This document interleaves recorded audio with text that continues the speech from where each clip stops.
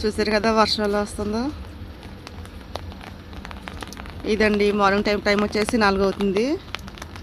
Police వాళ్ళు కూడా message వేశారు, ఫుల్ వాన వస్తుంది, సముద్రం దగ్గరికి వెళ్ళకూడదు, ఎక్కడ పడితే అక్కడికి వెళ్ళకూడదు అని చెప్పేసి.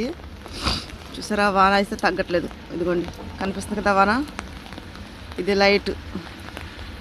వీళ్ళు పాకిస్తాన్ వాళ్ళకి మైండ్లే పెట్టుకున్నారు ఫ్రెండ్స్. ఎందుకంటే వర్షంలో కూడా కంపలే కప్పుకున్నారు అనుకోండి, తల కప్పుకోవట్లేదు, వాళ్ళని బాడీకి మట్టి కప్పుకుని అనుకుంటూ వెళ్తున్నారు అన్నమాట వీళ్ళు.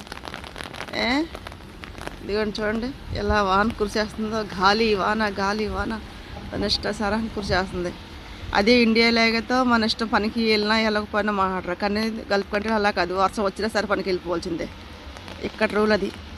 వర్షం వచ్చింది మేడం అని అన్నాను అనుకో, సర్లే రేపు నుంచి రావద్దులే, రేపు నుంచి కూడా వాన కురుస్తుంది అంటారు వీళ్ళు. అందుకనేసి వెళ్ళవలసి వస్తుంది. అదే సుజిత్తున్నారు అనుకో, సుజిత్ చక్కగా తీసుకెళ్ళిపోయి పనికడ దింపేసేవాడే. ఎందుకంటే ఇంత వానలో బస్సులో వెళ్తావు లేకపోతే జ్వరం వచ్చేస్తుందని చెప్పేసి సుజిత్ లేడు, ఇంటికి వెళ్ళాడు. 3 నెలల తర్వాత, అంటే 3 మార్చిలో ఏప్రిల్లో అలా వస్తా అన్నాడు. అప్పుడు దాకా నేను మార్నింగే వెళ్ళవలసి వస్తుంది బస్కి.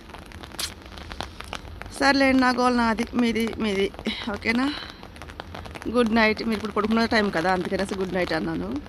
నేనంటే 4ంటికి వెళ్ళిపోవాలి కాబట్టి, బస్ వస్తుంది కాబట్టి లేచి వచ్చేసాను అనమాట. రెడీ అయింది.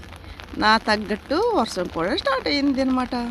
ఫుల్, అంతకుముందు లైట్గా వస్తుంది, ఇప్పుడు ఫుల్ వస్తుంది. ఇదిగోండి ఓకేనా.